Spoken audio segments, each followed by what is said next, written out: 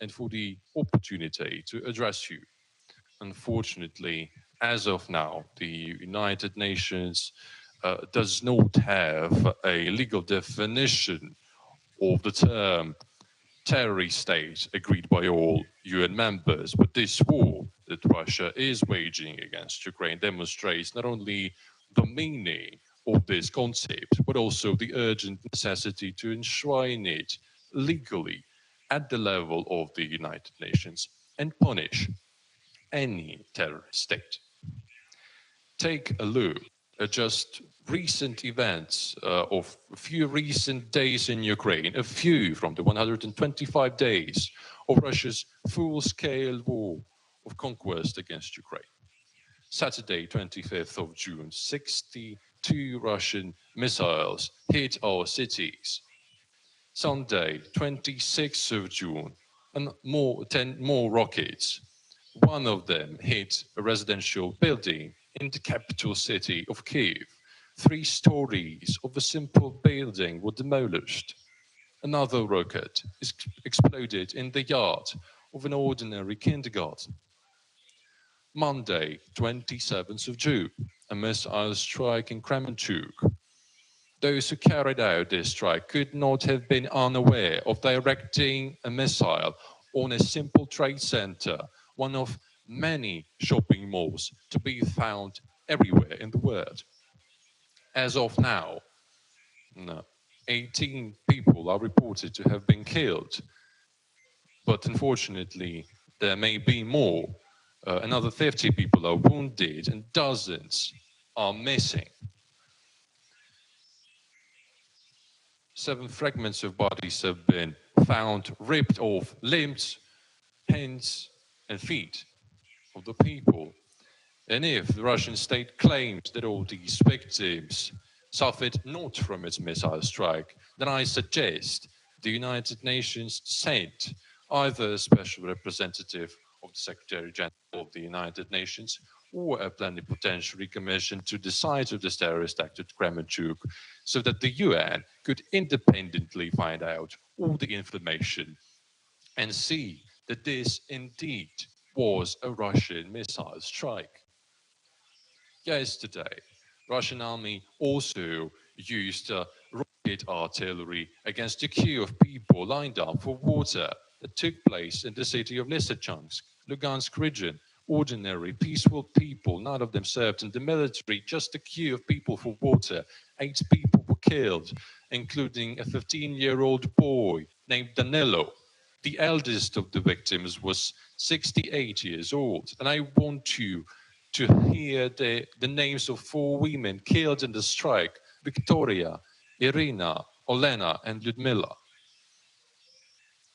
Almost on a daily basis, cruel Russian strikes are targeted against Kharkiv. Just yesterday, 9 were killed, 29 wounded, 5 of whom are children. I want you to know their names. Oleg, 8 years old, Mikhailo, 11 years old, Grigory, 9 years old, Artem, 10 years old, Gleb, 12 years old. That was a Russian artillery strike against ordinary residential buildings. Today, at 5 o'clock in the morning, the Russian army struck Mykolaiv and the town of Ochakiv in the Mykolaiv region. In Ochakiv, 3 people were killed: a girl, 6 years old, whose name was Eve, a man named Magomed, who was 76, a woman by the name of Galina, who was 50. Among the wounded is a child, a boy, 3 months of age. He was born after Russian full-scale invasion started. His name is Vladimir, and he is severely injured. He is in intensive care. I stress once again, a child, a 3-month-old child.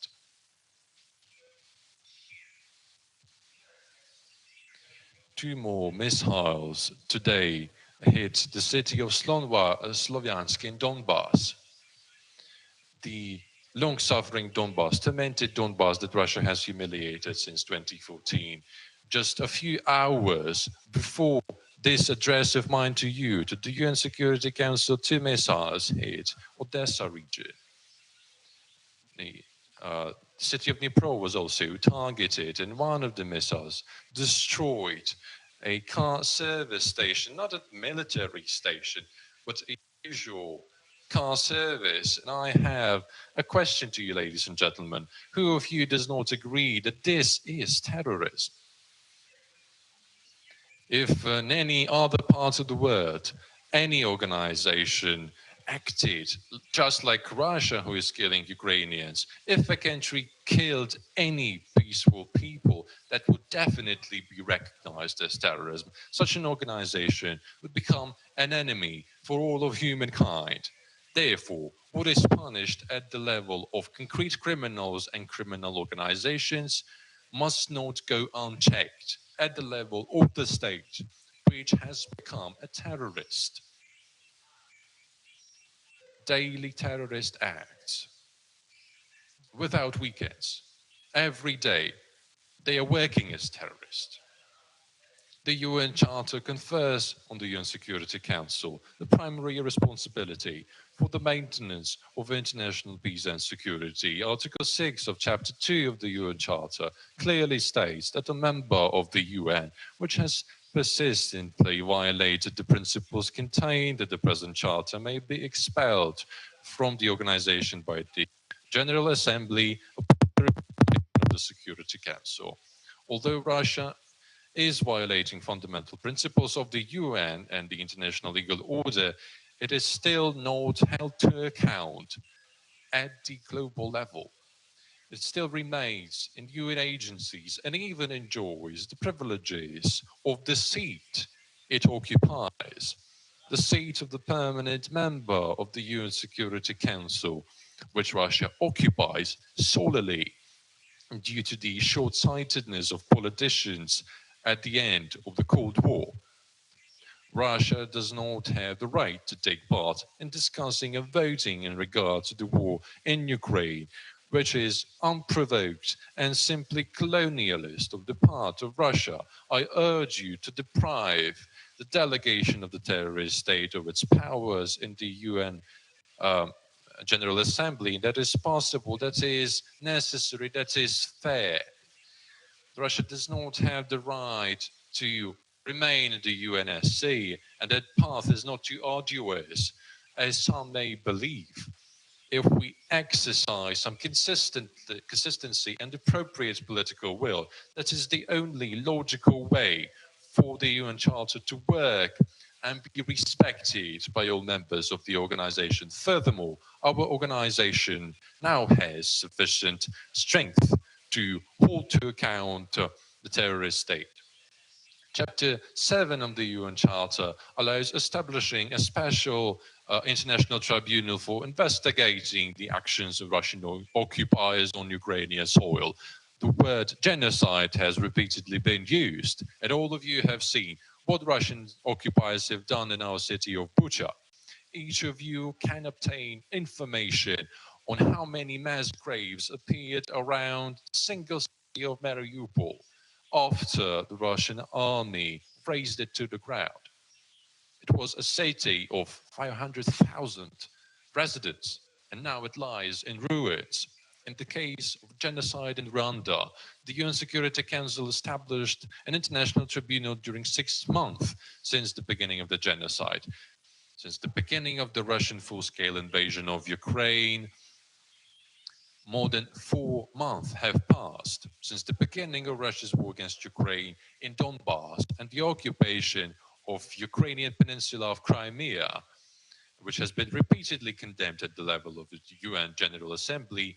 More than 8 years have passed. We need to act urgently to do everything to make Russia stop the killing spree, the killings of children, people, everyone. We need to hold it to account for the terrorism. Otherwise, it will put terrorist activity in other countries of Europe and Asia, Baltic states, Poland, Moldova, Kazakhstan. Many nations have already heard threats from Russian officials and state propagandists. I'm grateful to all the diligent and civilized states who share our position and help defend the international legal order. This meeting of the UN Security Council is convened after the Russian missile strike in Kremenchuk. But in fact, the meeting of the UN Security Council may not be adjourned at all. It can go on round the clock, day after day, for us to have time to discuss every terrorist act of the Russian state. The UN Charter gives all the levers to influence any violator of the rules of the organization, any aggressor, any terrorist state. And I urge you to take advantage of these levers.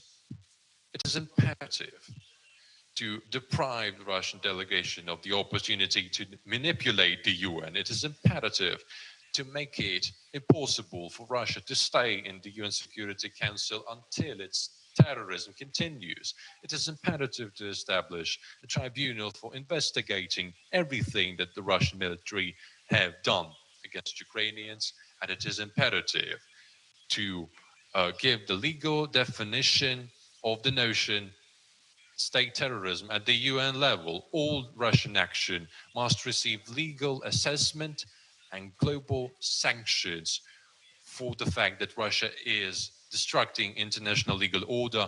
Thank you for your attention. I wish to say just one more thing.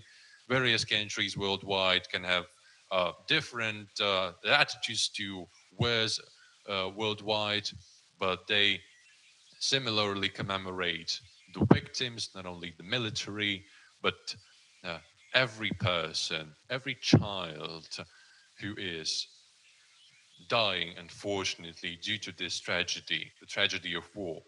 That is the usual thing. Usually treat with respect and sympathy those who have been unfairly killed, and only the killers do not commemorate those whom they have killed.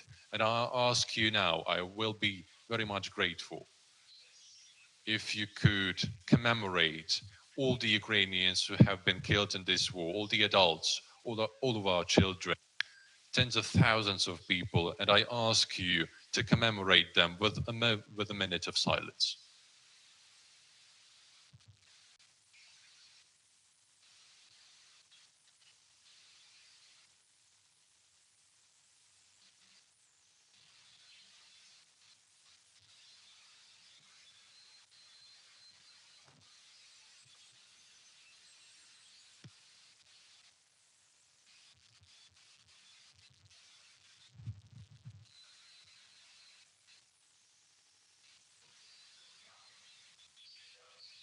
Thank you very much indeed.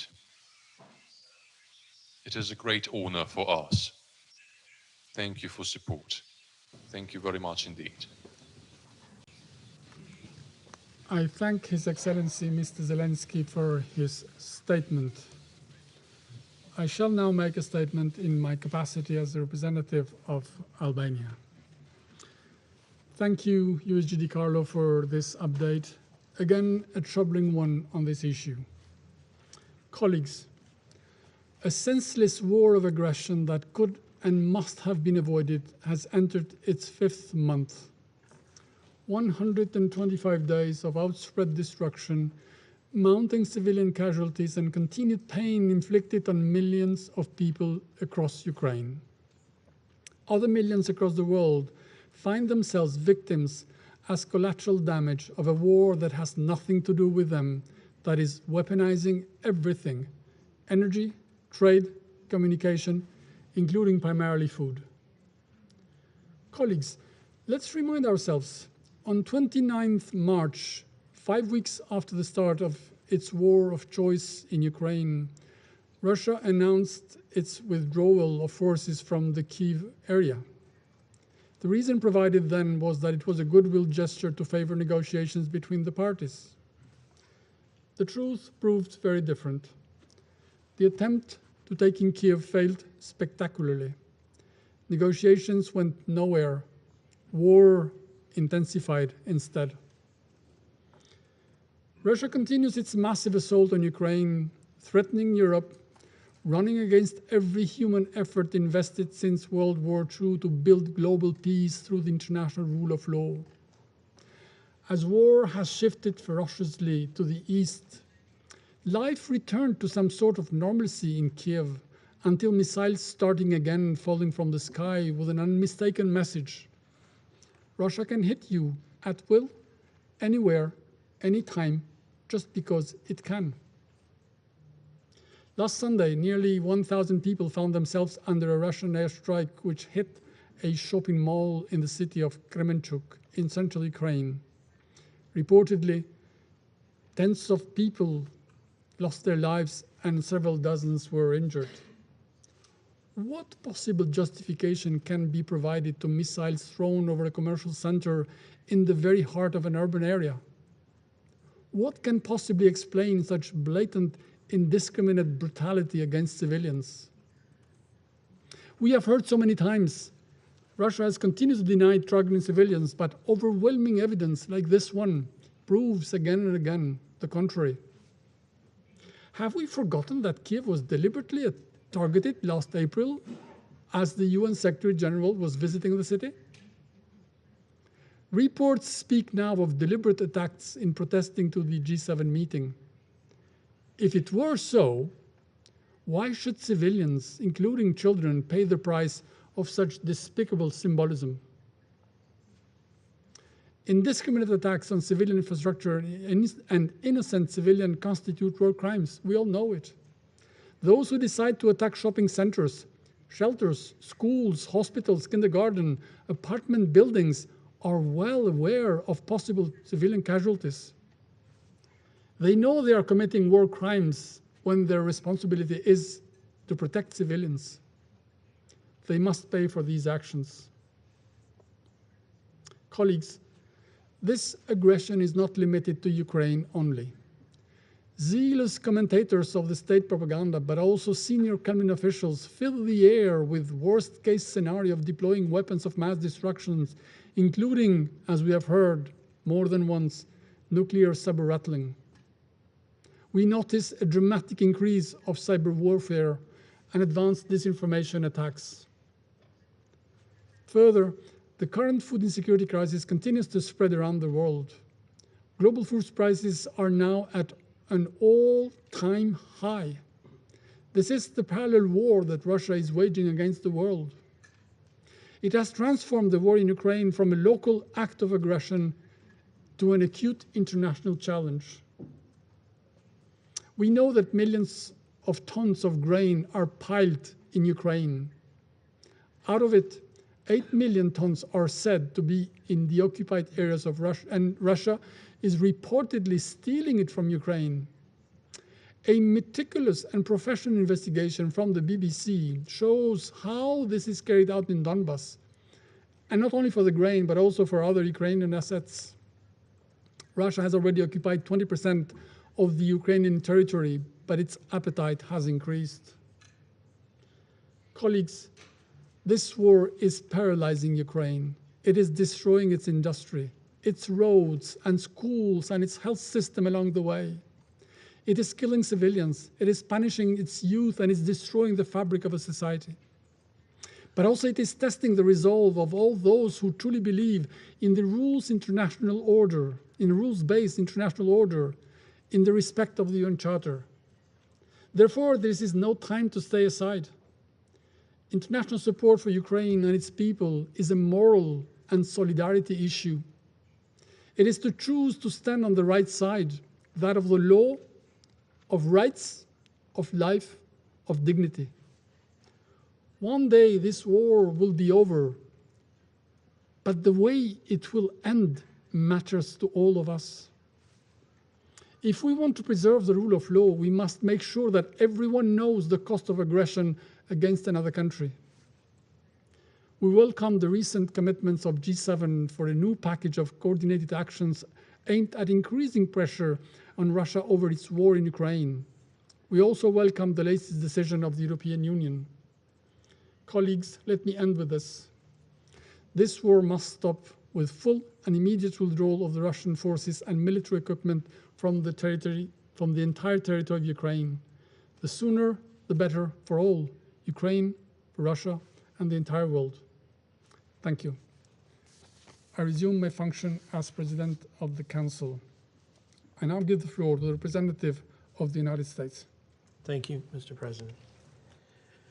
Thank you, Undersecretary General DiCarlo, for your compelling, if ultimately heartbreaking, briefing. I thank President Zelensky for addressing the Council again today. We were honored by his presence here, but I think we're all horrified by the circumstances under which we meet. And we express our deepest condolences to him and the people of the Ukraine for the horrors they continue to suffer on a daily basis, including the senseless attack by Putin's forces that destroyed the shopping center in Kremenchuk. America stands, as always, united with Ukraine. It would already be an outrage if yesterday's attack was a horrific exception, but it is not even that. The attack fits into a cruel pattern, one where the Russian military kills civilians and destroys civilian infrastructure in Ukraine. The Kremlin has demonstrated time and time again that it is trying to subjugate Ukraine, its sovereignty, its people, its spirit. Putin keeps trying to intimidate and divide Ukraine's partners. We have shown and will continue to show that our support for Ukraine is resolute. I expect the representative from the Russian Federation in a moment to try to obfuscate, to avoid responsibility and blame others for this tragedy. But no one here will be fooled.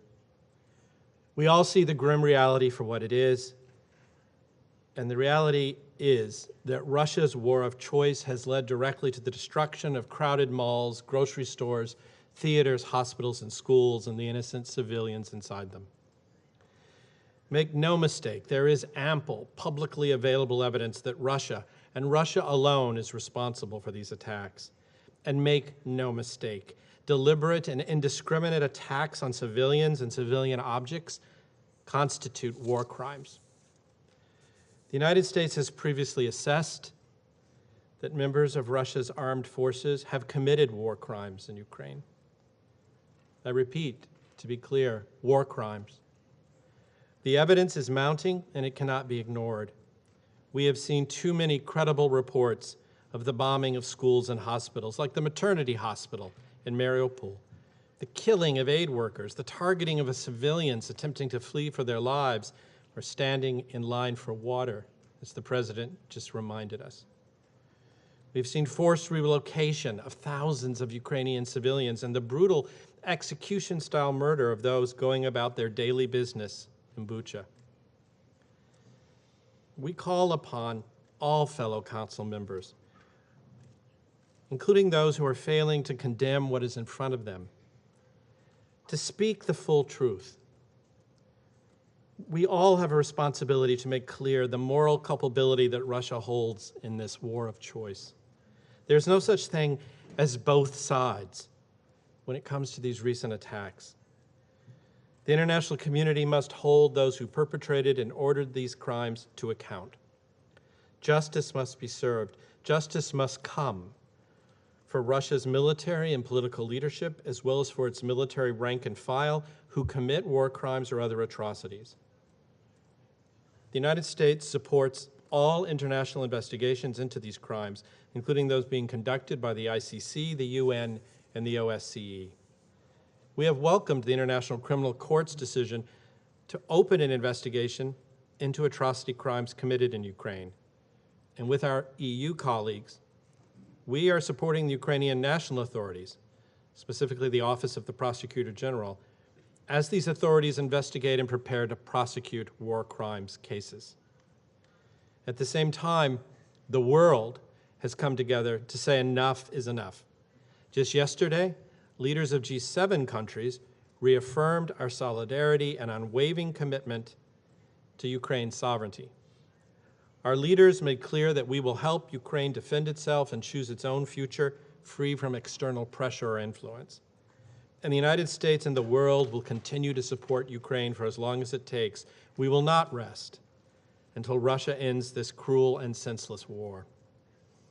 How many more attacks will there be before those on this council who continue to tap dance around Russia's culpability demonstrate that they care more about the protection of civilians than protecting their own interests, and start speaking of the steps Russia needs to take to resolve the crisis that it started? Colleagues, Russia started this war. Russia is the one committing atrocities against civilians, and only Russia can end this war by withdrawing its forces from Ukraine and reaching a political settlement with Ukraine's democratically elected government. Let us all continue to do everything in our power to see that day soon. Thank you.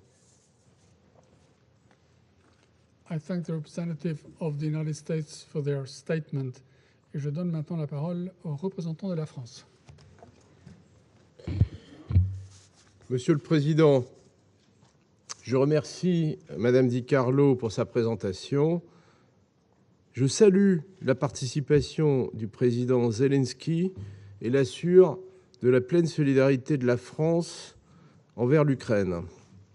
La France condamne avec la plus grande fermeté la frappe russe hier contre un centre commercial dans la ville de Kremenchuk qui a fait, selon un bilan provisoire, au moins une dizaine de victimes. Cette attaque injustifiable n'est que la dernière en date d'une longue série. Ces derniers jours, l'armée russe a pilonné délibérément le territoire ukrainien, prenant pour cible des zones résidentielles et des infrastructures civiles, loin des zones de combat. Le bilan est lourd. À Kharkiv, à Lysychansk et dans le centre-ville de Kiev, les missiles russes ont fait plusieurs morts et des dizaines de blessés. Depuis le début de cette guerre, la Russie a fait le choix de prendre pour cible les populations, tuant des enfants, des personnels humanitaires, des journalistes. Elle continue à détruire sans relâche des infrastructures civiles. Il s'agit là d'une tactique de guerre visant à terroriser et à affaiblir le moral du peuple ukrainien. Ce faisant, la Russie continue de violer les principes les plus élémentaires du droit international humanitaire, après avoir piétiné la Charte des Nations Unies et ses principes fondateurs, comme l'a clairement énoncé la Cour internationale de justice le 16 mars dernier. Monsieur le Président, je le dis avec fermeté, les criminels de guerre seront traduits en justice. La France continuera à appuyer le travail des juridictions et mécanismes internationaux, régionaux et nationaux, pour s'assurer que les faits commis en Ukraine, dont certains pourraient constituer des crimes de guerre et des crimes contre l'humanité, ne resteront pas impunis. La France renouvelle son appel à coopérer avec la Cour pénale internationale ainsi qu'avec les mécanismes d'enquête. Elle maintiendra la pression pour contraindre les autorités russes à mettre fin à cette guerre. Le monde entier est affecté par ce conflit. Il risque de faire basculer un cinquième de la population mondiale dans la pauvreté et l'insécurité alimentaire. Et la Russie en porte l'entière responsabilité. Il est inacceptable qu'elle utilise la faim comme un levier politique. Je tiens à le rappeler, les sanctions adoptées à son encontre, contrairement à ce qui se raconte, ne visent ni les céréales, ni les biens agricoles, ni les engrais. La Russie doit lever le blocus des ports ukrainiens en mer Noire afin de permettre l'exportation des denrées alimentaires. La France soutient pleinement les efforts déployés par le secrétaire général à cet égard. Monsieur le Président, la France appelle la Russie à respecter ses engagements internationaux, à cesser les hostilités, à retirer ses forces armées d'Ukraine et à mettre un terme à cette guerre injustifiable et dévastatrice. L'accès humanitaire doit être garanti, en particulier dans les régions les plus touchées par les combats. Face aux défis historiques que représente le retour de la guerre en Europe, l'Union européenne a décidé d'octroyer à l'Ukraine le statut de candidat à l'adhésion, car aujourd'hui, le peuple ukrainien se bat pour défendre nos valeurs et celles promues par la Charte des Nations Unies. La France, qui a déjà mobilisé 2 milliards de dollars pour le soutien économique et humanitaire, continuera de se tenir résolument aux côtés des Ukrainiens, dont je veux ici à nouveau saluer le courage. Je vous remercie. Je remercie le représentant de la France pour sa déclaration. And I give the floor to the representative of Brazil.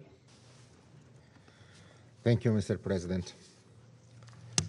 Mr. President, I thank the Albanian Presidency for convening this urgent Security Council meeting on the conflict in Ukraine. And I thank Undersecretary Rosemary DiCarlo for her briefing. Brazil received with deep concern recent news of airstrikes on or near densely populated areas in Ukrainian cities, of which the commercial center of Kremenchuk yesterday is the most dramatic example. We deeply regret the loss of human life and the destruction of urban and industrial infrastructure, which will be undoubtedly have serious consequences for the already dire humanitarian situation in the country. Attacks against civilian objects, especially in densely populated areas, encourage a perverse logic of retaliation. We urge the parties to allow an impartial investigation into these incidents and to refrain from actions that could result in increased civilian casualties. Brazil reiterates its call for parties to respect their obligations under the UN Charter and international humanitarian law, including observing the principles of distinction and proportionality. This comprises the protection of civilians in all circumstances, entailing the exercise of restraint by military forces and the establishment of mechanisms for evacuating areas directly impacted by operations. We encourage parties to engage in constructive dialogue to achieve this common goal. Mr. President, 4 months after the start of the conflict, it should be clear that there is no alternative to a political solution. It is unreasonable for military operations to be prolonged, with no prospect for an end to the immense human suffering imposed on civilian populations. We renew our appeal for an immediate cessation of hostilities and the establishment of peace negotiations without delay or preconditions. This Council is responsible for creating conditions for dialogue. We should redouble efforts to seek solutions that favor peace negotiations and minimize the impacts of the conflict, both in Ukraine and in other affected regions. And I thank you. I thank the representative of Brazil for their statement, and I give the floor to the representative of the United Kingdom. Thank you, President. And I join others in thanking USG DiCarlo for her briefing. And while we welcome President Zelensky's participation, again, we deeply regret the circumstances that brought him here today. President, just over 4 months since the start of its illegal invasion, Russia's war against Ukraine continues. Russia continues to pummel Ukraine's eastern Donbass region in an effort to seize full control. And over the weekend, Russia launched an intense barrage of cruise missile attacks at targets across Ukraine, including hitting a shopping center in Kremenchuk with over 1,000 people inside. We heard from President Zelensky the roll call of the recent dead and extend our condolences to their families and their friends. When the world calls for peace, for dialogue, and adherence to international law, Russia answers with escalation, with missiles and targeting civilians. More attacks, more destruction, more death, and as I'm sure we will hear again today, more war propaganda, more lies, more disinformation. Nor can we ignore the prominent role of Belarus in acting as a direct staging post for the attacks over the weekend and yesterday.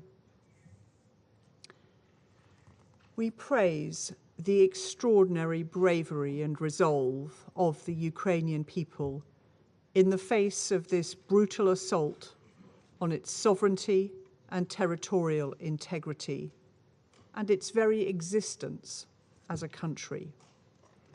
Ukraine is entitled to defend itself as any of us would if our cities, towns and villages were subject to repeated, relentless missile strikes by a foreign army focused on wiping out our existence. So we will continue to support Ukraine to exercise this right of self-defense and to re-secure its privileges and rights under the UN Charter. We yet again reiterate the calls of the international community for Russia to end its illegal invasion, withdraw outside Ukraine's internationally recognized borders, and enter into dialogue and negotiation.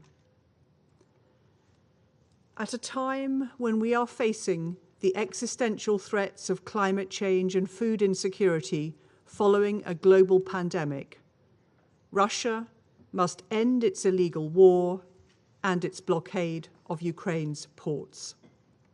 Thank you, President. I thank the representative of the United Kingdom for their statement, and I give the floor to the representative of Ireland. Thank you very much, Mr. President, and I would like to thank the Under-Secretary General for her briefing, a briefing which highlights yet again the brutality of this unlawful war. For 4 months, Mr. President, we have called for an end to the unjustified and unjustifiable war being waged against Ukraine. Yet, as each day passes, reports of violations of human rights and international humanitarian law by Russia grow. Civilians in Ukraine continue to pay the highest price. On Monday, Russian forces attacked a shopping mall in Kremenchuk, full of civilians going about their ordinary lives. This appears to have been a clear attack against civilians and civilian infrastructure in flagrant violation of international humanitarian law. The consequences of this attack, reported by credible media sources, is civilians killed. Mr. President, we have heard today how civilians continue to bear the brunt of Russia's unconscionable war. All allegations of violations of international human rights and humanitarian law must be investigated and those responsible held to account.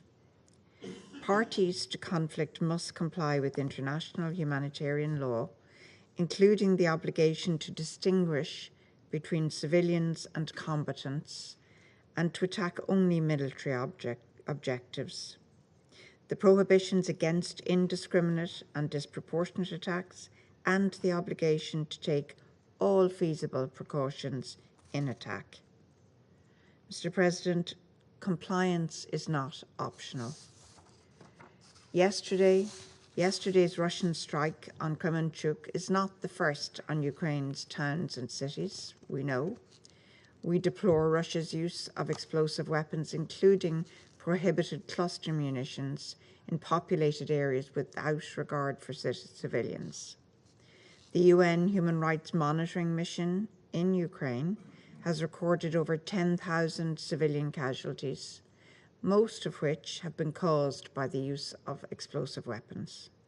We condemn indiscriminate and disproportionate attacks in all circumstances. We are committed to ensuring accountability for the atrocious crimes taking place in Ukraine and recognise the important role of the ongoing investigation of the International Criminal Court in helping to pursue this. We must not accept impunity for those inflicting such horrors, not in Ukraine, not anywhere in the world. We once again call on the Russian Federation to comply with its obligations under international law. There must be full, safe and unhindered humanitarian access for humanitarian personnel to reach civilians, including those who choose to remain in Ukraine and those who are unable to depart, including the elderly. They are not combatants and must be protected in accordance with international humanitarian law. The Russian Federation must allow those seeking to leave their towns and cities in Ukraine to do so safely to destinations of their own choosing. President, Russia can end its aggression if it chooses, but even while it chooses to execute an illegal war, it still has obligations under international law and it must comply with those obligations.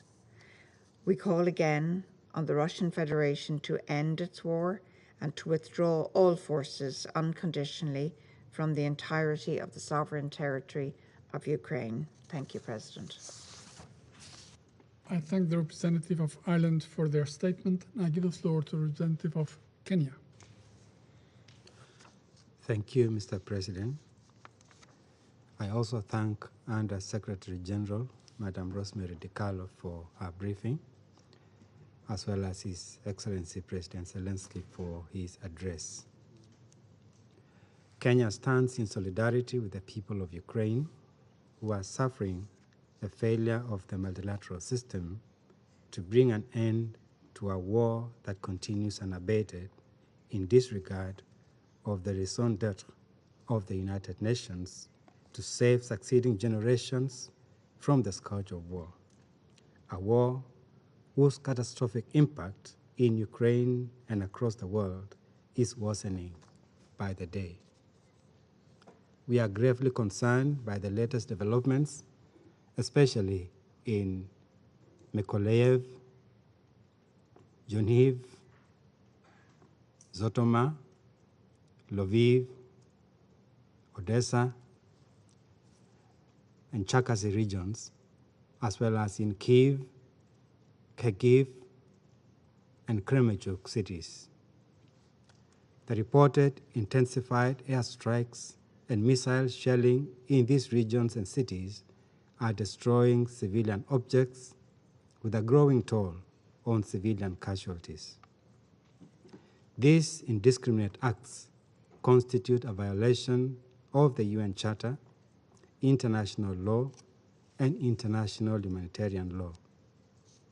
Kenya condemns the disproportionate use of force and the targeting of civilians and objects indispensable to the survival of civilian populations, including residential homes, health facilities, shelters, shopping malls, as well as power and water infrastructure.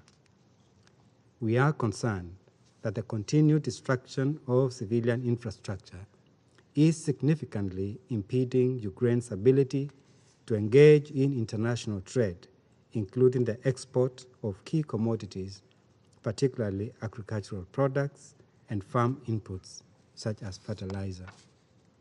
In addition, the blockade of Ukraine's access to the Black Sea has disrupted the global food supply chain, and this is worsening food insecurity, especially in conflict situations and fragile economies in the global south. With the surging inflation rates and the spike in food and fuel prices globally, this armed conflict is undermining efforts to build back from the COVID-19 pandemic. We commend the Secretary General for his efforts, including the establishment of the Global Crisis Response Group on Food, Energy, and Finance. This is a good first step towards the establishment of instruments that can cushion the most vulnerable from the effects of the conflict.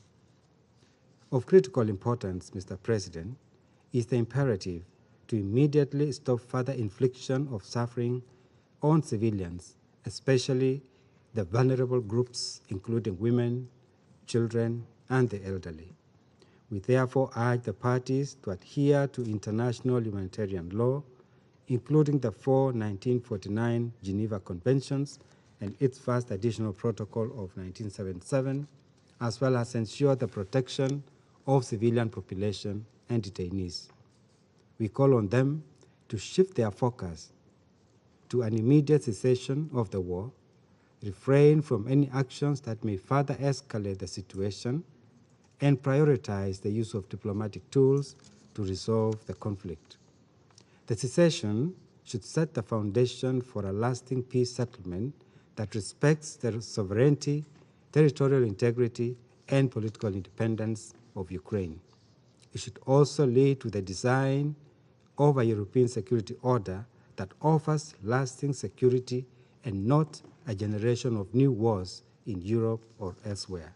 Finally, I reaffirm Kenya's respect for the sovereignty and territorial integrity of Ukraine within its internationally recognized borders.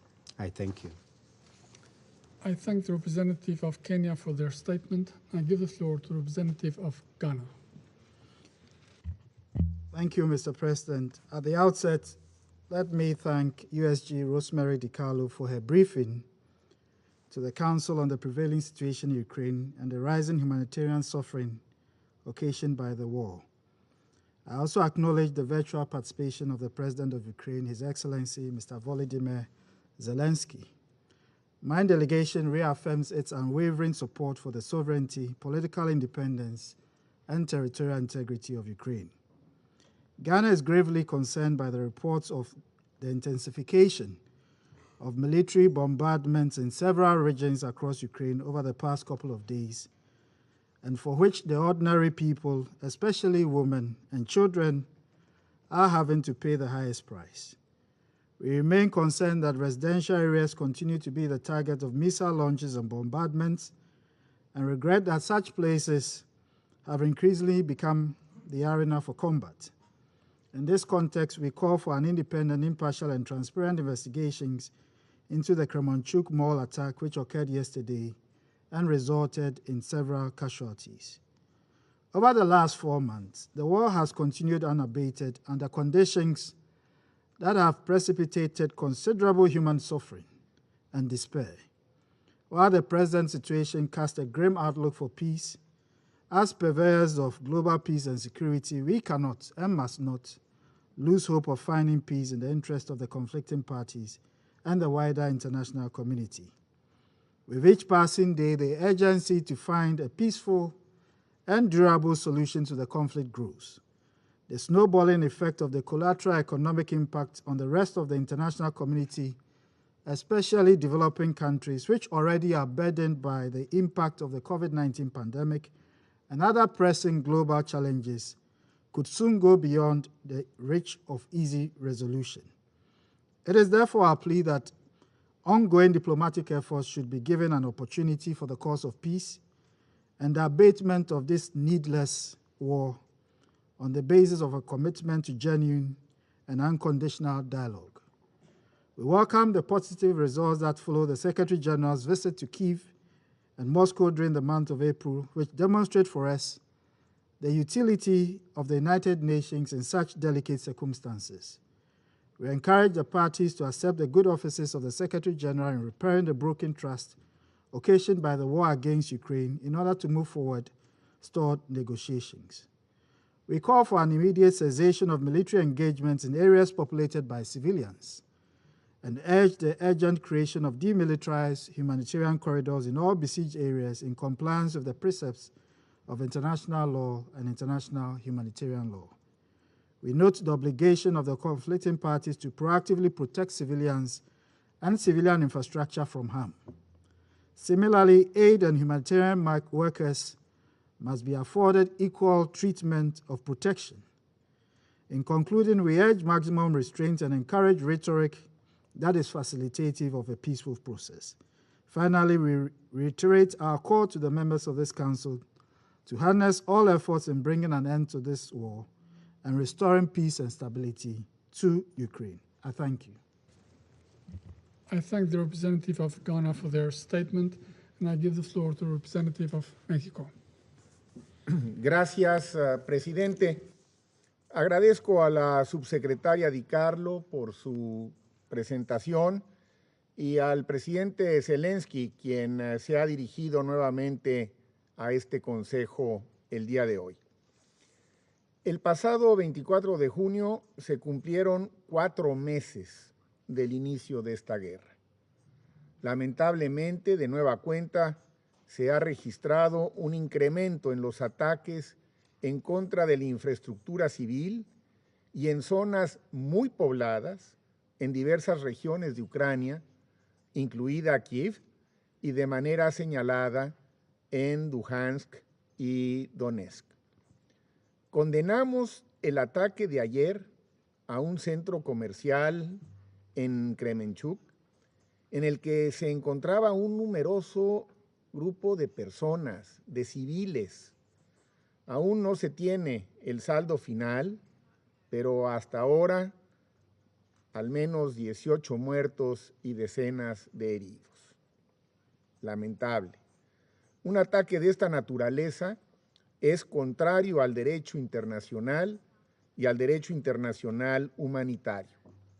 Respaldamos el llamado del coordinador humanitario para Ucrania en el sentido de iniciar sin dilación una investigación independiente sobre estos hechos. De igual forma, reiteramos nuestro apoyo al fiscal de la Corte Penal Internacional en sus investigaciones sobre posibles crímenes de guerra cometidos en Ucrania. Resultan asimismo injustificables los bombardeos en áreas residenciales en múltiples poblaciones del Donbass que han destruido infraestructura crítica de comunicaciones y servicios. Han afectado gravemente la provisión de servicios esenciales de salud, así como el acceso a varias ciudades de la región. Hacemos un llamado urgente para que se permita el acceso seguro e irrestricto a todo el personal que presta ayuda humanitaria. Una de las principales premisas del derecho internacional humanitario es el principio de distinción, toda vez que su objetivo final es evitar, siempre que sea posible, el sufrimiento de la población, o en su caso, reducir al máximo el daño que se le pueda causar. No respetar este principio viola flagrantemente el derecho internacional humanitario. Lo mismo podemos decir que ocurre con el uso de municiones en racimo. Son armas que están prohibidas por el derecho internacional humanitario. Señor presidente, preocupa sobremanera la proliferación de armas en la región.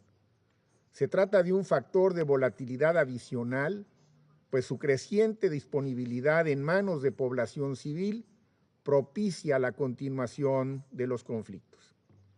Excelencias, convengamos en que urgen la mediación y el diálogo que lleven a un cese al fuego total. Esa y no otra debiera ser la prioridad de este Consejo. Pero en tanto esto es posible, resulta prioritario incrementar las pausas humanitarias que garanticen la evacuación segura y voluntaria de la población y encontrar mecanismos para movilizar granos, fertilizantes y otros insumos básicos que se encuentran confinados por la guerra en Ucrania y que aumentan las precarias condiciones de insuficiencia alimentaria en muchas otras regiones del mundo. Urge parar la guerra. Gracias, presidente. I thank the representative of Mexico for their statement, and I give the floor to the representative of the Russian Federation. Спасибо, господин председатель. Прежде чем я начну свое выступление, хотел бы заявить следующее. У нас вызывает серьезную озабоченность линия албанского председательства по вопросу об участии президента Зеленского в сегодняшнем заседании. По этому поводу не было проведено консультаций со всеми членами Совета. Делегации были фактически поставлены перед фактом в последний момент.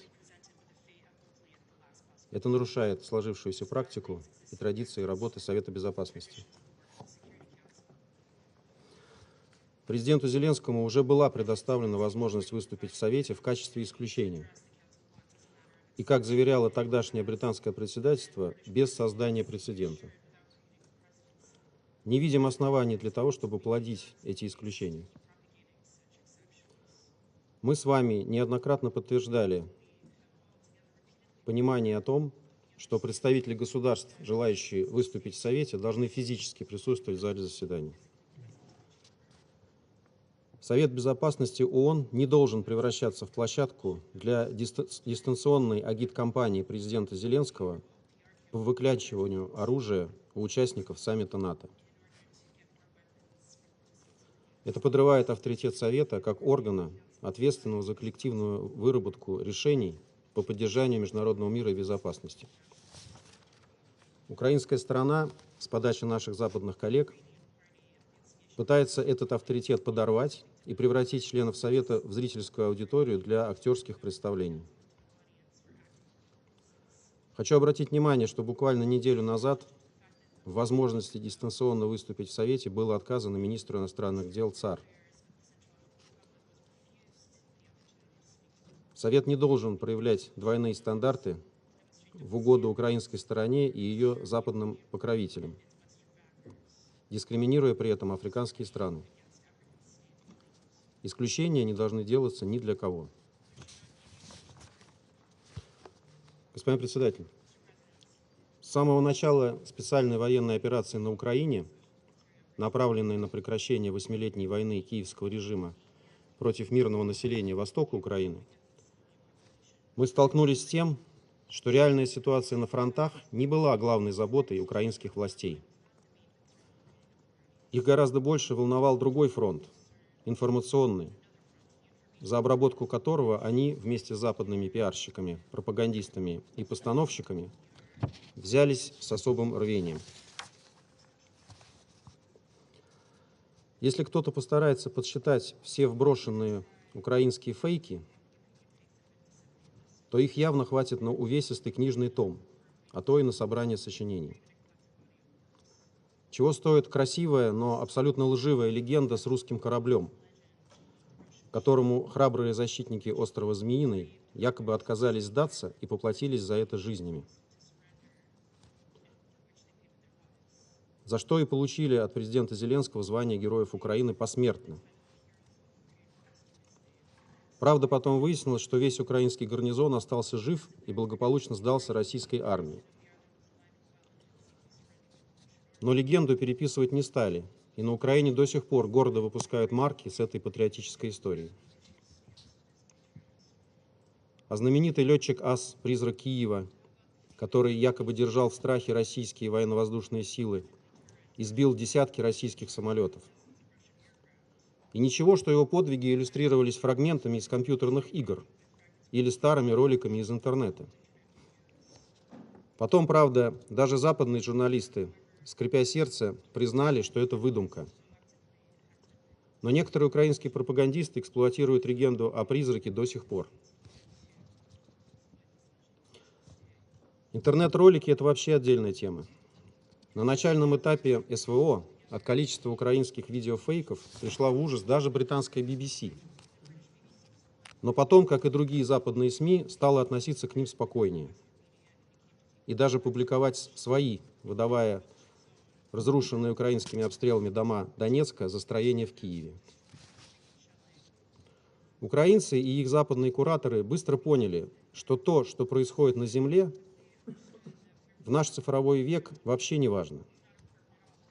Важно то, что и как показывают западные СМИ.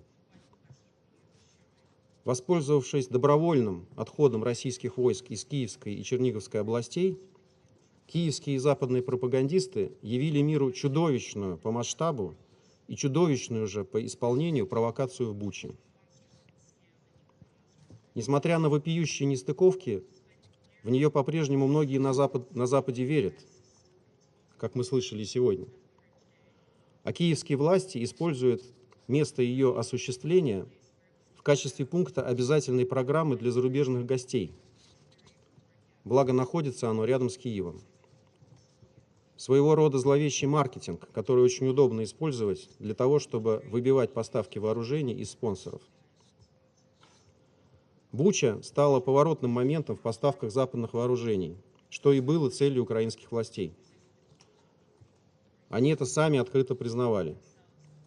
Как заявил Минотдел Украины Кулеба в интервью телеканалу BBC 4 апреля, цитирую, «Бойня в Буче должна устранить любые колебания и нежелание Запада обеспечивать Украину всем необходимым оружием». Конец цитаты. Войдя во вкус, киевские наследники белых касок попытались осуществить нечто не менее масштабное. И тогда появился обстрел вокзала в Краматорске, который должен был закрепить в сознании мировой общественности убежденность в зверствах российской армии. Но он был сделан так топорно и настолько неубедительно, что о нем теперь предпочитают даже не вспоминать. Столь очевидна причастность к этому преступлению вооруженных сил Украины. И тогда, в духе лучших геббельсовских традиций, начал внедряться в западное сознание образ русского солдата-варвара, насильника и мародера. Ровно так, как это делали фашисты на последнем этапе Второй мировой войны. И начали тогда наши солдаты в изложении украинских пропагандистов мародерствовать, насильничать и пугать своей невиданной жестокостью. Все мы помним, как сидящий сейчас с нами представитель киевского режима на голубом глазу рассказывал, как наши солдаты воруют стиральные машины и даже унитазы, потому что дома у них такой чудо-техники отродясь не было. Сегодня его последователи модифицировали эту нелепую байку до того, что наши солдаты воруют электрочайники, но забывают взять подставки под них, так как не знают, как ими пользоваться. Логично вписывается в эту логику и ложь о воровстве украинского зерна, которую мы также услышали сегодня. И во все это многие на Западе верили, и бедных украинцев жалели, а россиян люто ненавидели. И факты проверять не спешили, и исправно поставляли Киеву вожделенное оружие. Но с какого-то момента пошло у украинских пропагандистов все наперекосяк. Стали множиться в соцсетях свидетельства тех, кто обвинял именно украинских солдат и националистов в жестокости и военных преступлениях. В мародерствах, пытках, изнасилованиях, сознательных обстрелах жилых кварталов, размещении в них тяжелых вооружений и использовании мирных жителей в качестве живого щита. И было таких свидетельств не десятки, а сотни и тысячи, и расползались они по соцсетям. Так, в частности, рухнули легенды об обстрелах российской армии роддома и драмтеатра в Мариуполе. А потом еще и более 2500 националистов из батальона «Азов», из которых уже успели сделать мучеников и героев, не просто банально сдались, но и вынуждены были отпустить сотни заложников из числа мирных жителей, которые рассказали правду о том, что с ними творили. Да еще и подкачала украинская омбудсмен Денисова, переборчившая с описанием и смакованием якобы совершенных российскими солдатами изнасилований, описание которых вслед за ней охотно использовали наши западные коллеги, в том числе в этом зале. Уволенная, она была вынуждена признать, что сознательно врала для того, чтобы Украине продолжали давать оружие. И выяснилось, что никаких доказательств, помимо денисовского вранья, у украинцев и западных стран, в общем-то, и нет.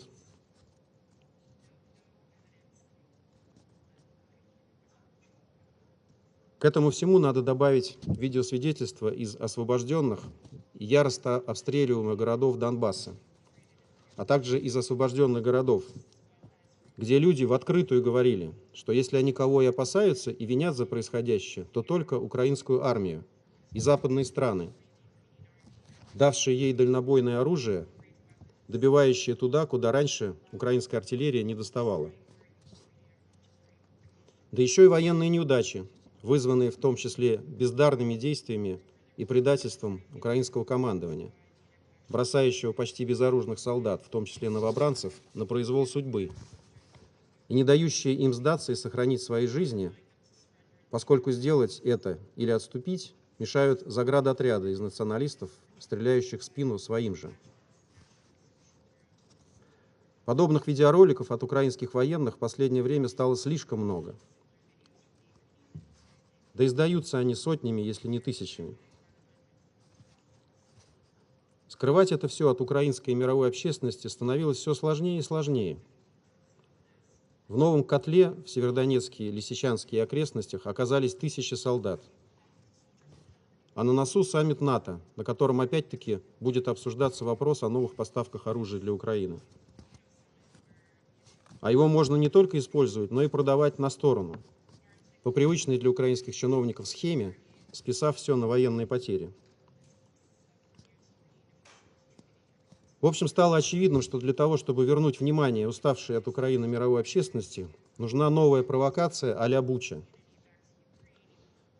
Но проблема в том, что российская армия давно уже ниоткуда не уходила, а подбросить трупы или расстрелять мирных жителей имело бы смысл только на территориях, вернувшихся под контроль киевского режима.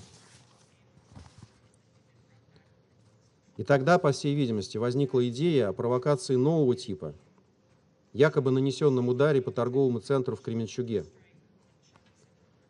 В реальности никакого удара по нему не наносилось.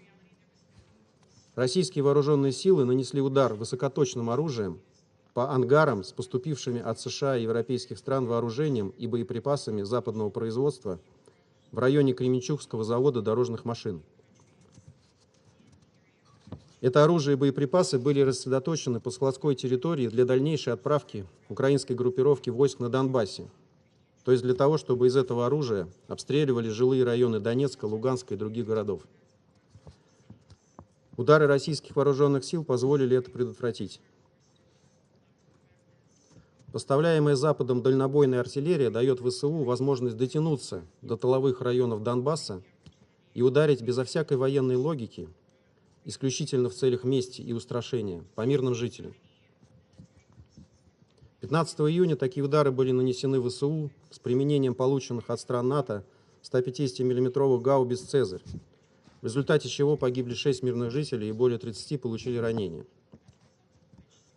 Каждую неделю к этой жуткой статистике прибавляются еще десятки убитых и раненых. Вчера ВСУ впервые применили полученные из США РСЗО М142 «Хаймарс» по городу Перевальск в Луганской Народной Республике.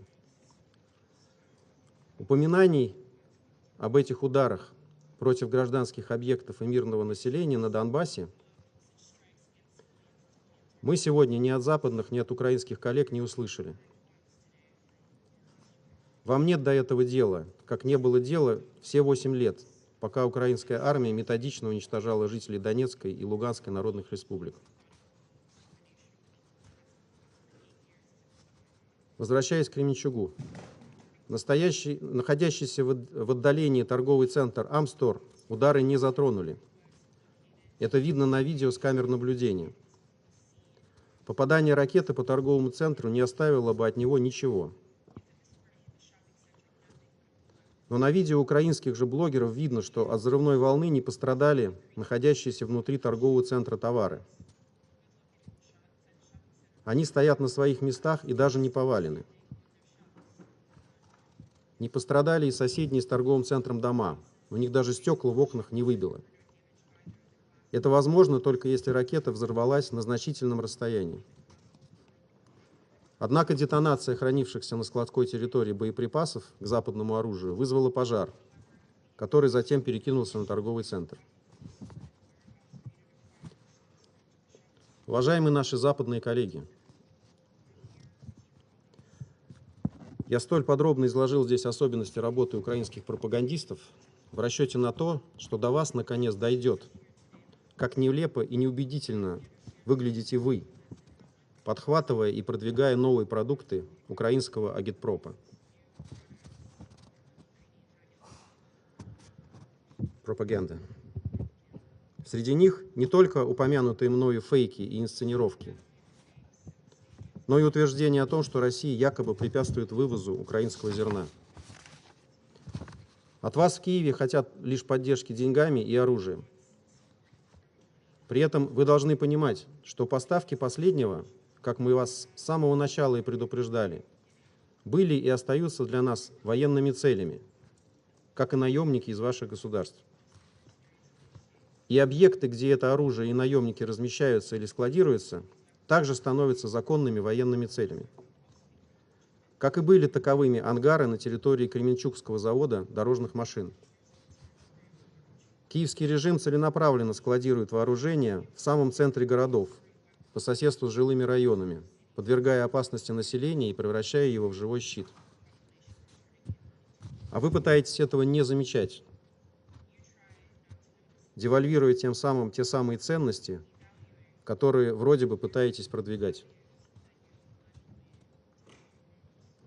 При этом, как бы вы, вопреки фактам, не утверждали обратное, мы ударов по гражданским и мирным объектам не наносили и не наносим. Не верите нам? Посмотрите свидетельства очевидцев и послушайте мнение военных экспертов. Они, например, подтвердят вам, что жилой дом в Киеве, о котором упоминалось сегодня, был поврежден не российской крылатой ракетой, а в результате неудачной работы 2 украинских комплексов ПВО, сбивших над зданием свои же зенитные ракеты. От вашего нежелания признавать это правда иной не становится.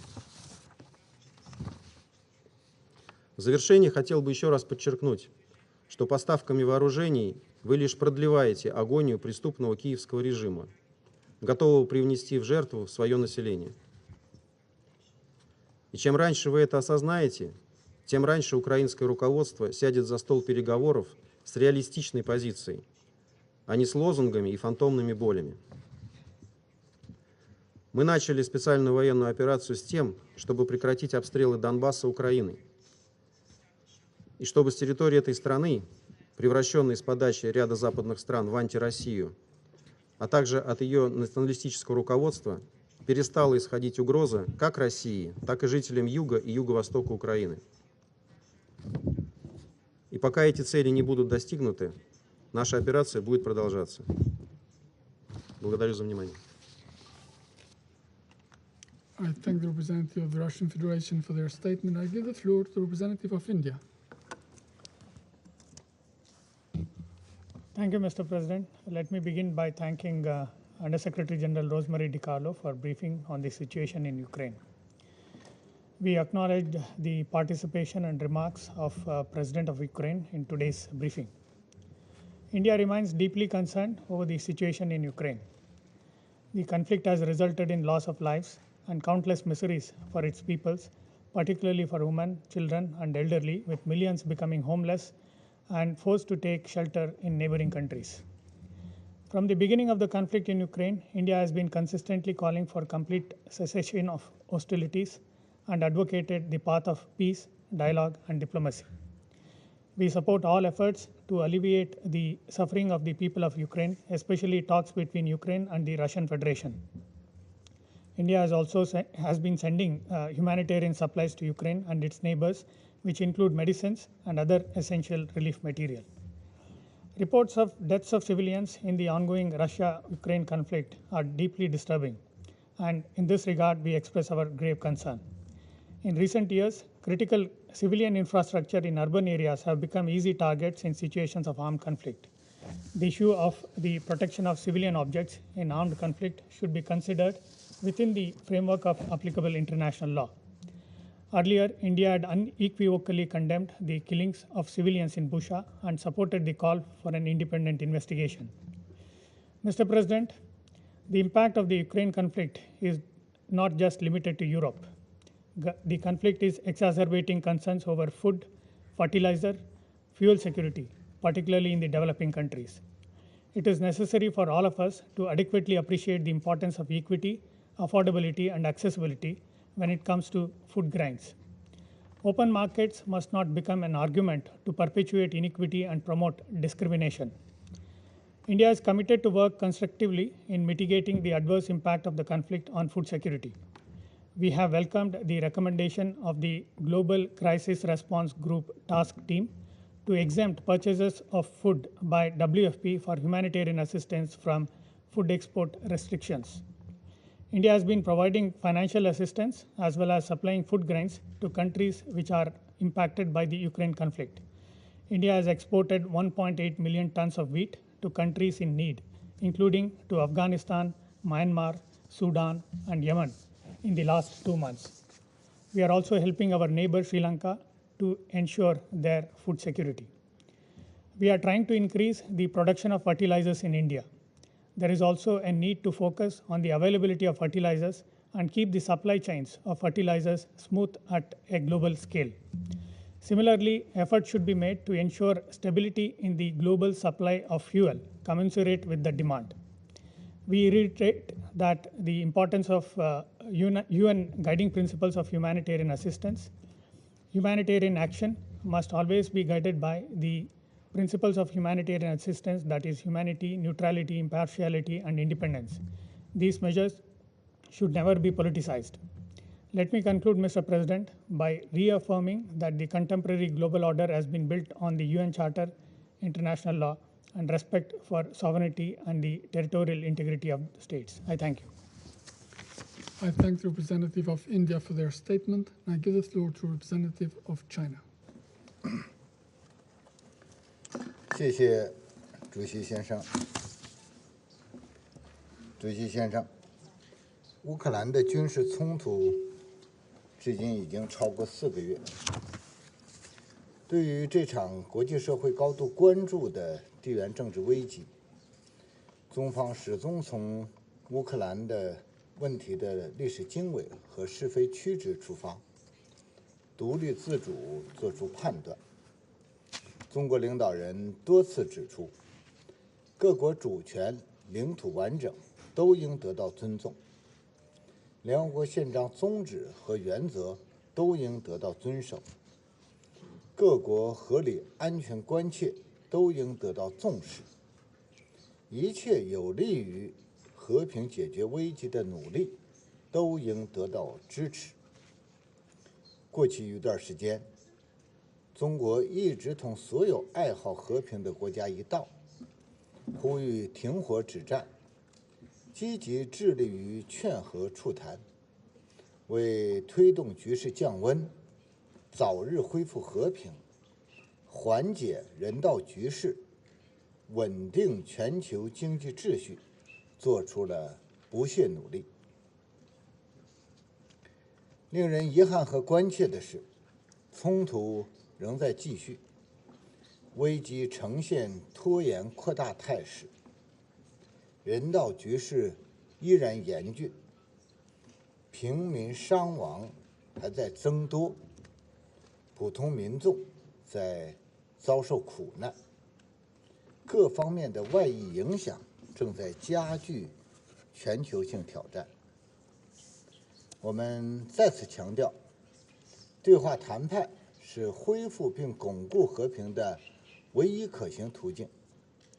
早日停火止战是国际社会的迫切愿望。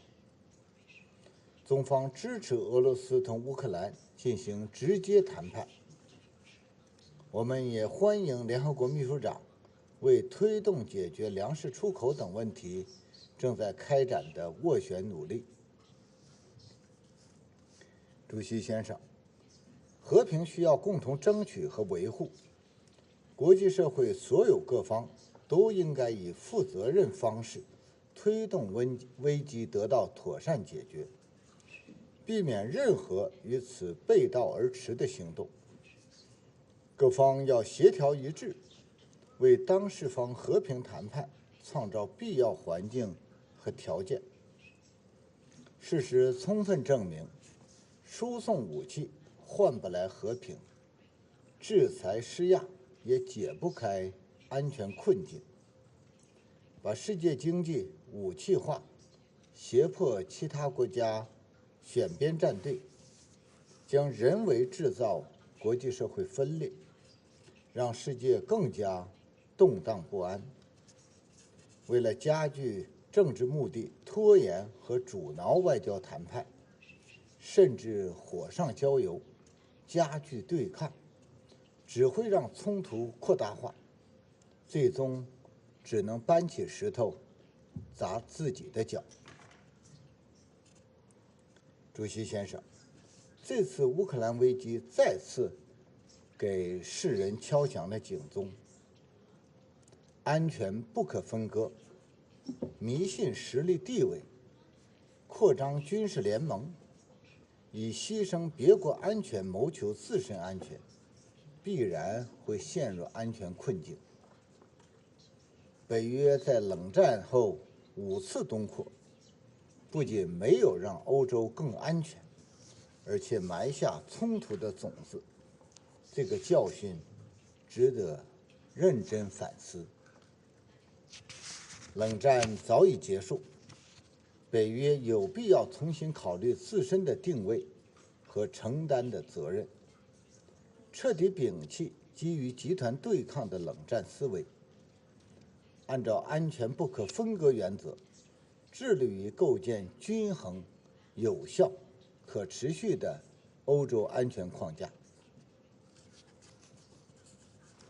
同世界上所有爱好和平的国家和人民一样，中国密切关注北约的战略调整，深为关切北约所谓战略概念文件的政策意涵。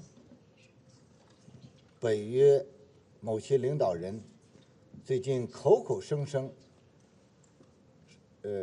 声称别国带来威胁，实际上恰恰是北约自己在世界各地制造麻烦。我们敦促北约吸取教训，不要以乌克兰危机为借口，在世界范围内挑动集团对抗，挑起新冷战。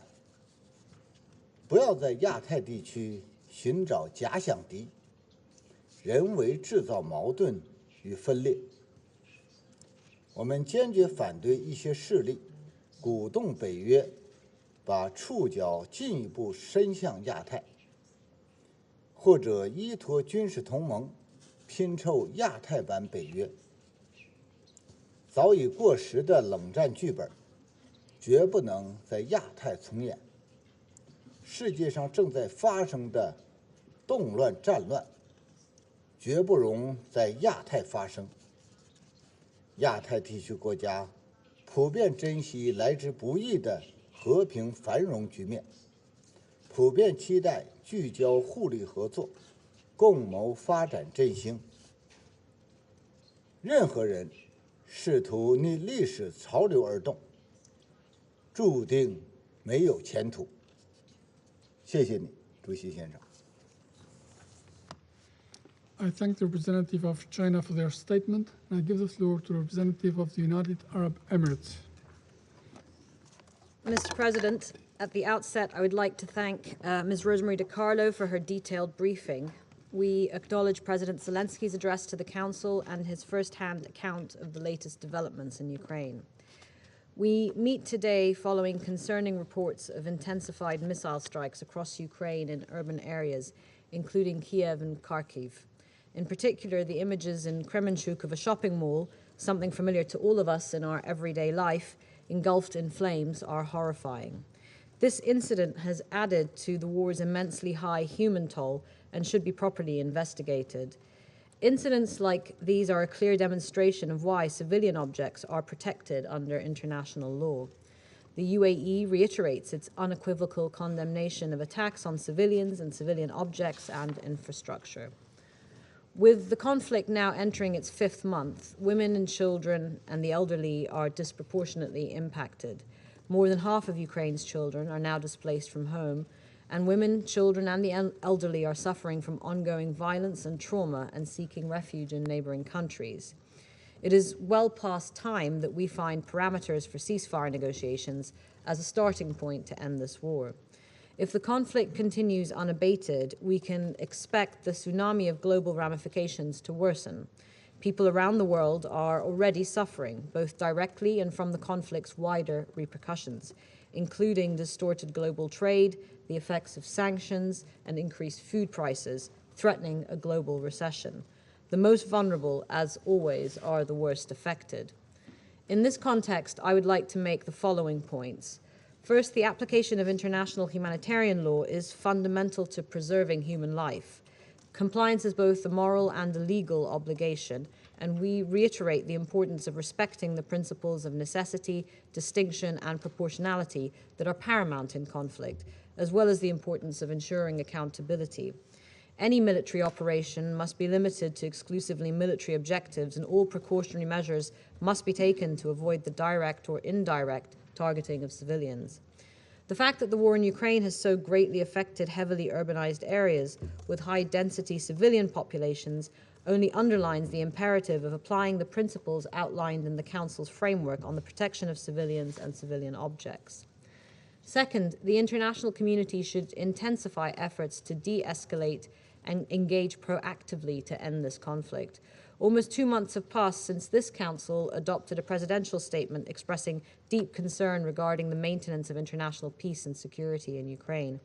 The war in Ukraine, however, has continued to escalate.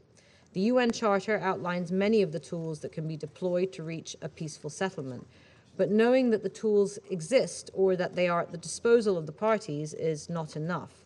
The talk needs to be walked, and now is the time to have an actual dialogue on the humanitarian challenges and to prioritize an immediate cessation of hostilities, laying out the contours of a sustainable solution that ends this conflict and ends it on a foundation upon which peace can be built.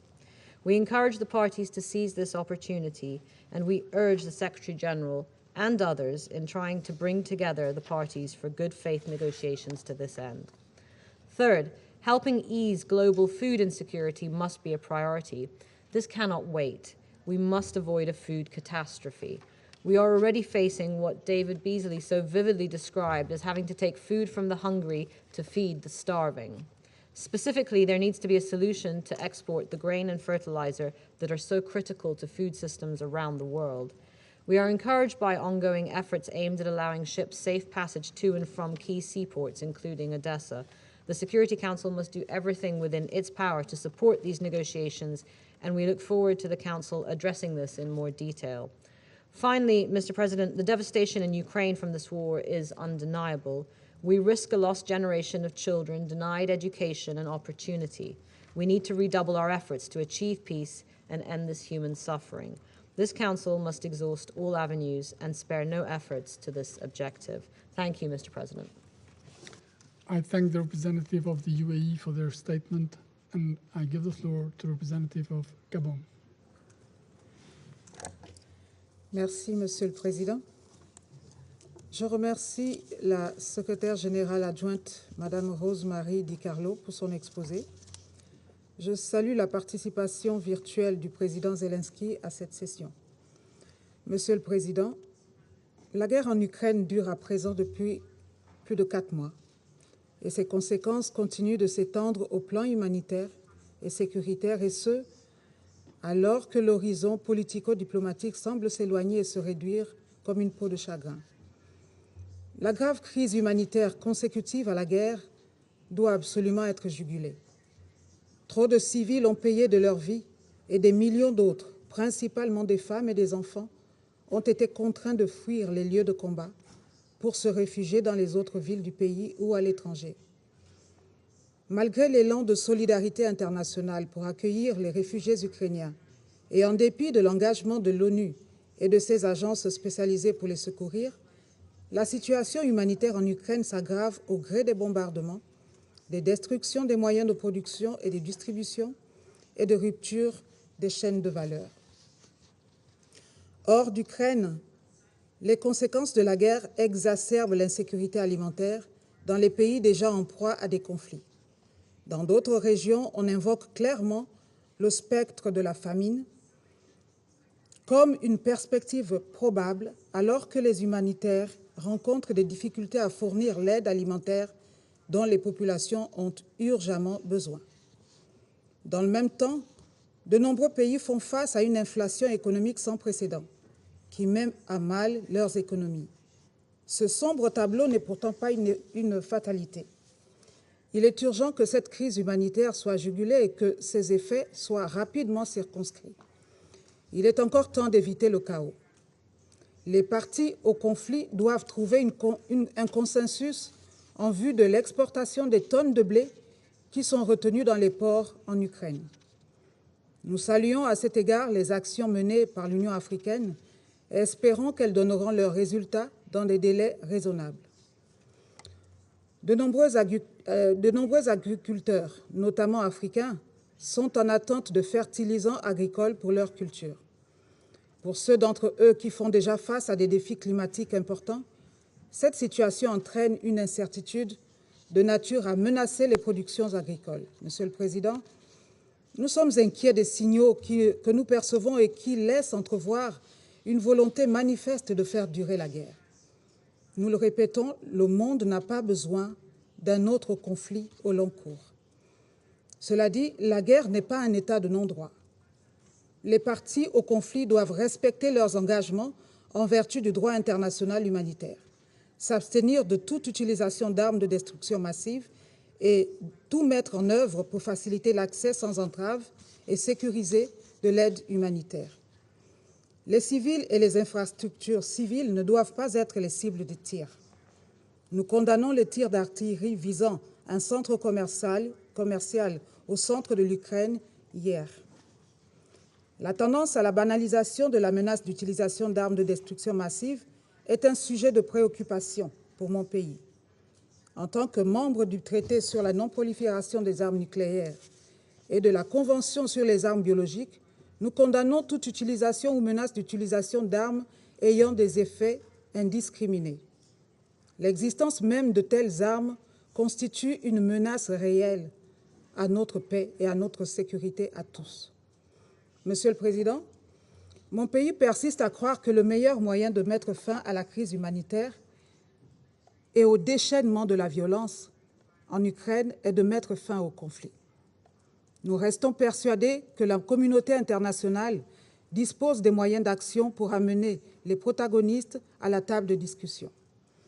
Nous exhortons les parties prenantes à s'engager de bonne foi dans les négociations constructives, à activer tous les canaux diplomatiques et politiques pour trouver une issue négociée et consensuelle au conflit. La paix et la sécurité doivent rester l'objectif vers lequel convergent les initiatives de toutes les parties et de la communauté internationale. Nous appelons à la cessation des hostilités pour envisager une coexistence pacifique. Je vous remercie, Monsieur le Président. Je remercie la représentante du Gabon pour sa déclaration. And I give the floor to the representative of Norway. Thank you, President. I thank you, USG DiCarlo, for shedding further light on the situation in Ukraine and the continued attacks against civilians by Russian forces. I welcome also the strong testimony of President Zelensky on behalf of the people of Ukraine. First, Norway reiterates that Russia's war is, in and of itself, a violation of international law. The principles of the UN Charter are clear on the illegality of the acquisition of territory by force. We reiterate our call for Russia to stop its illegal attack on Ukraine immediately. Second, Norway strongly condemns all violations of international humanitarian law and international human rights law. We condemn in the strongest terms the reported killings of Ukrainian civilians, and we call on Russia to immediately end these indiscriminate and deliberate attacks against civilians and civilian infrastructure in Ukraine. The targeting of residential areas, such as the devastating missile attack against a shopping center in Kremenchuk yesterday, is unacceptable. The urban warfare and intensified Russian missile attacks against Kyiv, Kharkiv, and other cities is causing immense civilian suffering. We reiterate our demand and the demand of international law that the civilian population must be protected and that all necessary measures be taken to avoid civilian casualties. International humanitarian law must be fully respected and implemented. We condemn Belarus for facilitating Russia's attack on Ukraine. Third, violation of international law cannot go unchallenged. All violation needs to be investigated, and perpetrators of any crimes must be brought to justice. We support the investigation by the ICC, the Office of the Prosecutor General of Ukraine, and other international investigations.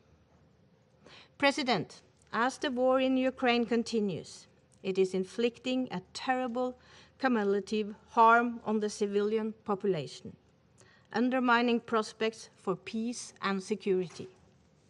The protection of civilians and human rights is a prerequisite for sustainable peace after conflict. In Ukraine, the best way to protect civilians is clear. It is for Russia to end this war. Thank you. I thank the representative of Norway for their statement. The representative of the United Kingdom has asked for the floor to make a further statement, and I give them the floor. Thank you, President. I don't want to take too much more time, but I wanted to say that the Russian representative can try to claim that nothing is true and make outrageous claims of Ukrainian provocations. Cover-ups are as old as crime itself. But the undeniable fact is that Russian forces are in Ukraine and there are no Ukrainian forces in Russia. There is one aggressor here. The evidence will catch up with them, and there will be accountability for these crimes. Thank you. I thank the representative of the United Kingdom for their statement. The representative of the Russian Federation has asked for the floor to make a further statement, and I give them the floor. Спасибо, господин председатель. Я также не буду долго отнимать ваше время.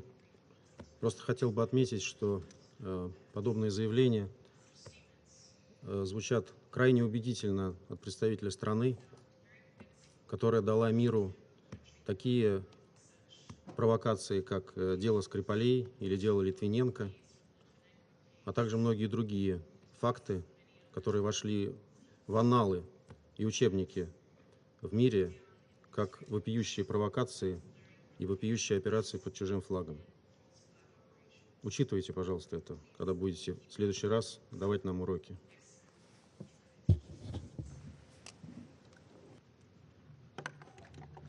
I thank the representative of the Russian Federation for this further statement, and I give the floor now to the representative of Estonia. Mr. President, I speak on behalf of the Baltic countries, Latvia, Lithuania, and my own country, Estonia.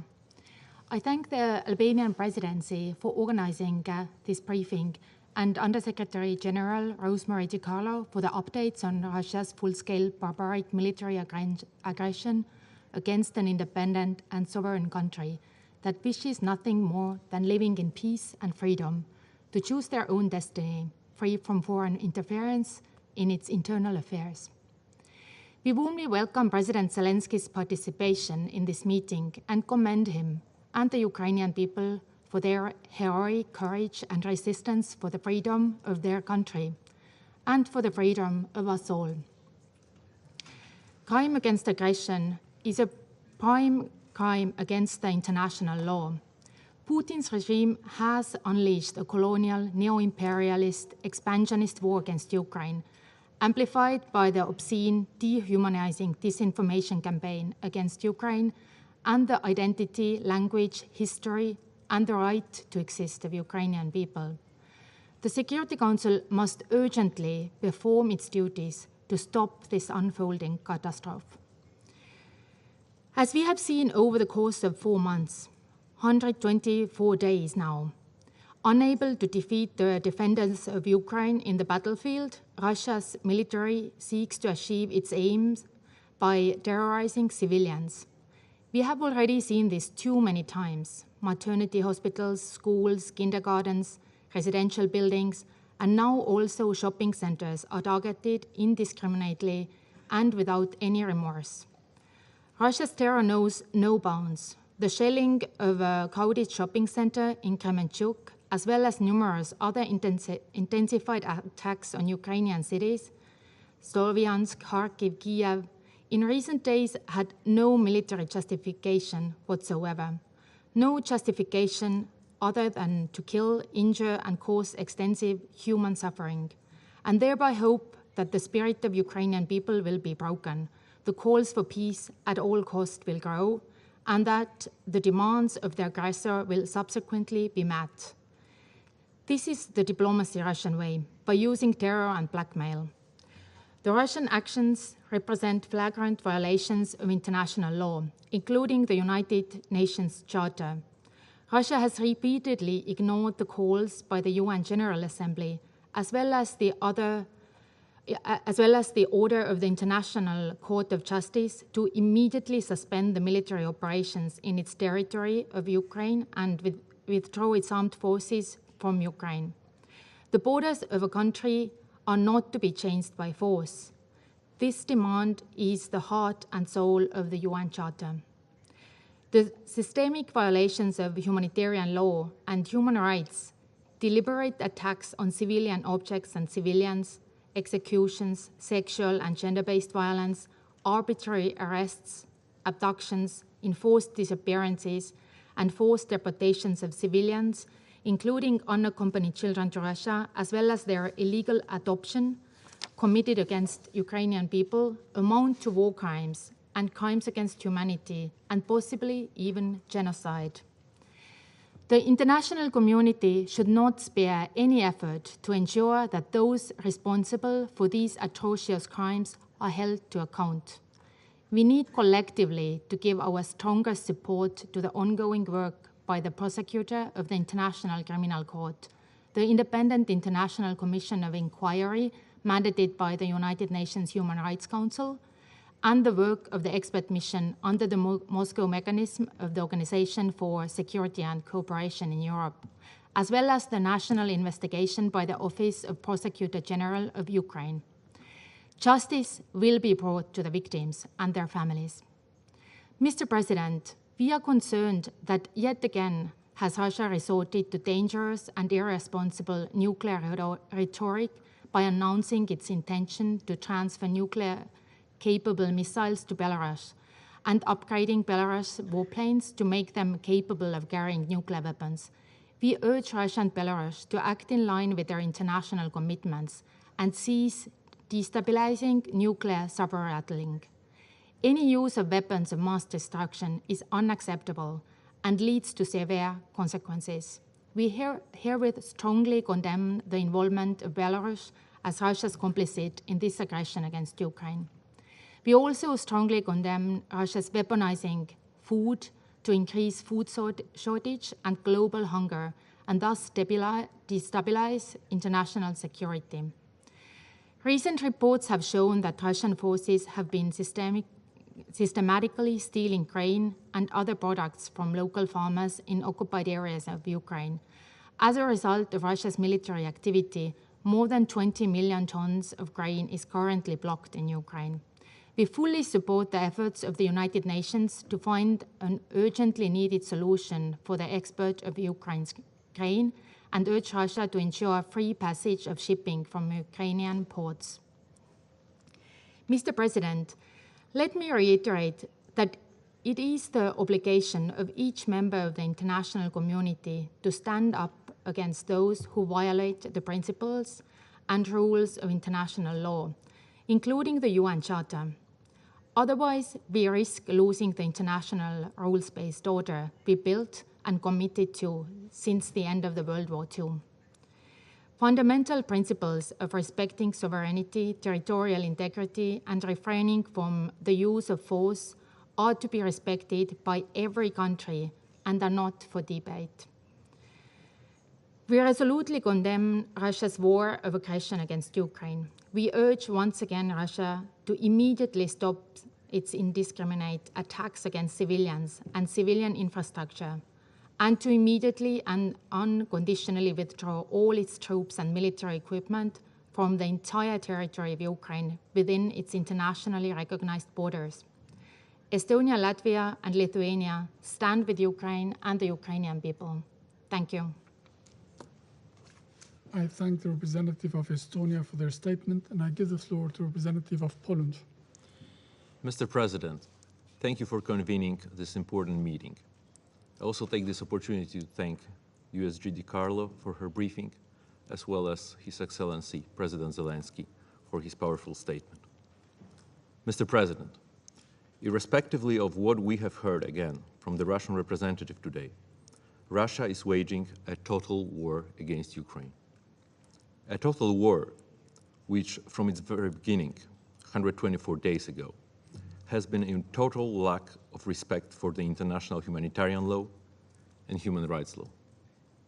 We have a duty to repeat it over and over again, even though the aggressors themselves keep reminding us about the true character of their actions with every atrocity they commit. Yesterday's deadly rocket attack launched by Russian forces on a bustling shopping center in Kremenchuk was just the latest in the long list of those somber reminders. As the heart-wrenching images are still before our eyes, we need to be loud and clear.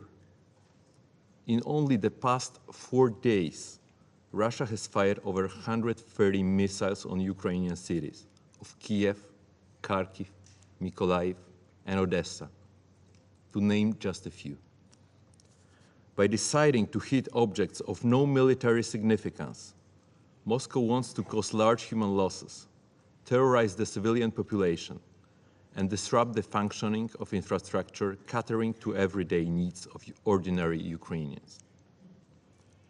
According to cautious estimates provided by the OHCHR, only between June 23rd and June 26th, more than 120 civilian casualties were confirmed.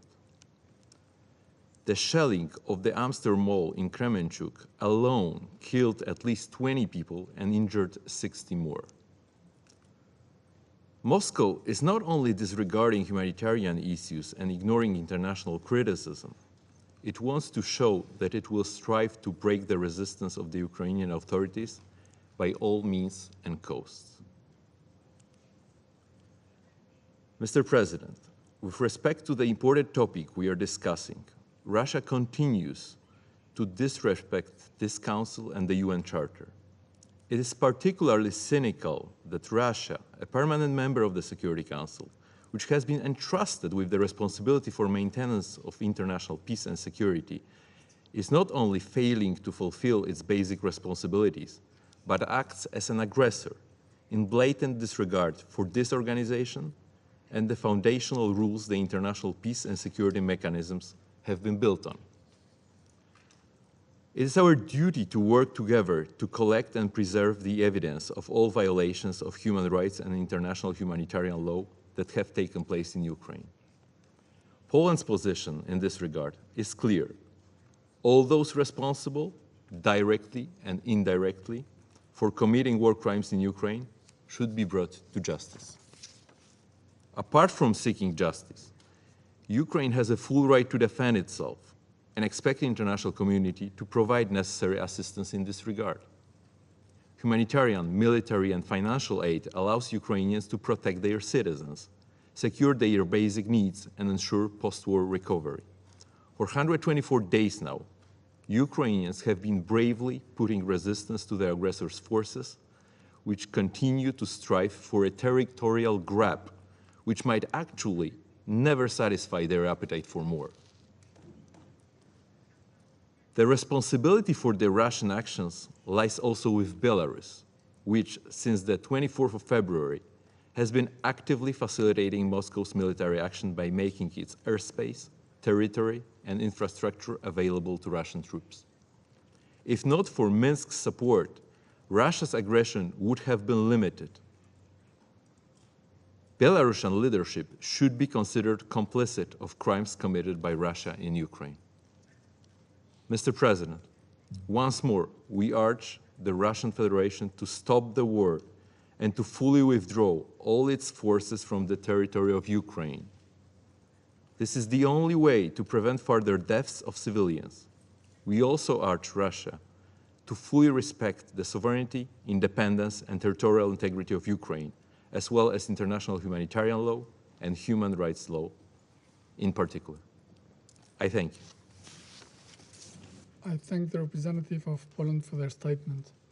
There are no more names inscribed on the list of speakers.